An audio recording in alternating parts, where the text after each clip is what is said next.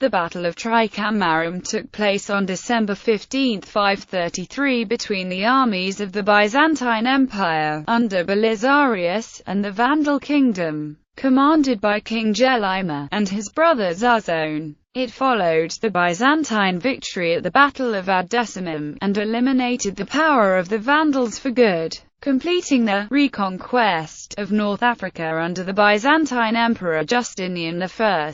The main contemporary source for the battle is Procopius, De Bello Vandalico, which occupies books 3 and IV of his magisterial Wars of Justinian. Prelude. After the great Byzantine victory at the Battle of Tricamarum, Belisarius and his army captured Carthage. Vandal King Gelimer set up at Bulla Regia in Numidia, about 100 miles to the west of Carthage. He knew that in his current state he would not be able to face Belisarius's forces. So he sent messengers to his brother Tzazon, who was currently campaigning in Sardinia. When he received the message, Tzazon set about returning to Africa to join Gelimer. Meanwhile, Gelimer also attempted to divide the forces, helping Belisarius. He offered rewards to the local Punic and Berber tribes for every Byzantine head they could bring, and sent agents to Carthage to attempt to have the Byzantine Hun mercenaries, vital to his success at Tricamarum, betray him. Tzazon and his army joined Gelimer early in December, at which point Gelimer felt his forces were strong enough to take the offensive. With the two brothers at the head of the army,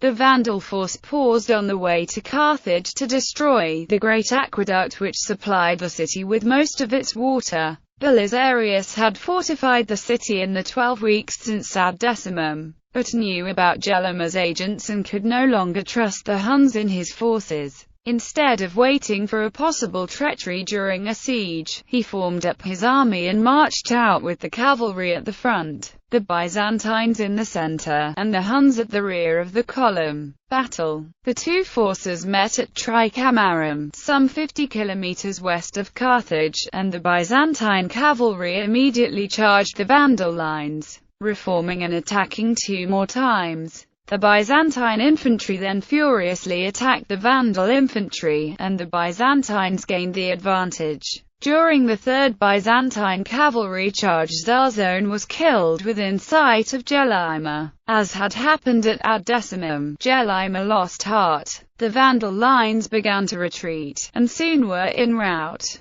Gelimer fled back into Numidia with what remained of his army, losing over 3,000 men killed or taken prisoner. Belisarius then marched on the city of Hippo Regius, which opened its gates to him. Aftermath. Gelimer realized that his kingdom was lost, and attempted to flee to Spain, where some Vandals still remained, not having followed the main forces when they crossed into North Africa years earlier. However, the Byzantines heard of his plans and intercepted him. He was forced to abandon his belongings and take refuge in the mountains of Tunis with the Berbers. The next year he was found and surrounded by Roman forces led by Faris the Herulian. At first he refused to surrender, even after promises of being allowed to rule. After a particularly nasty winter, he eventually gave up and surrendered to Belisarius. The Vandal Kingdom ended, and the provinces in Sardinia, Corsica and the Balearic Islands came under the control of Justinian. Importance.